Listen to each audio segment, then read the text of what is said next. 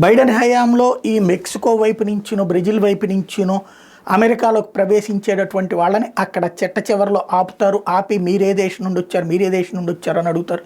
వీళ్ళందరూ చెప్తారు, ఆ పేర్లు నోట్ చేసుకుంటారు. ఆ తర్వాత వాళ్ళని చొరబాటుదారులుగా గుర్తించి ఒక బిళ్ళ ఇస్తారు.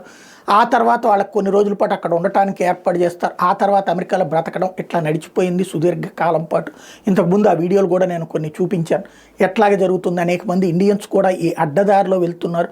అక్కడ దాకా వెళ్ళారంటే లక్షల లక్షలు తగలేసిన వాళ్ళే, కానీ అక్కడికి వెళ్ళి చివరికి దొంగల్లాగా చొరబాటుదారులాగా ఎందుకు తయారవుతున్నారు?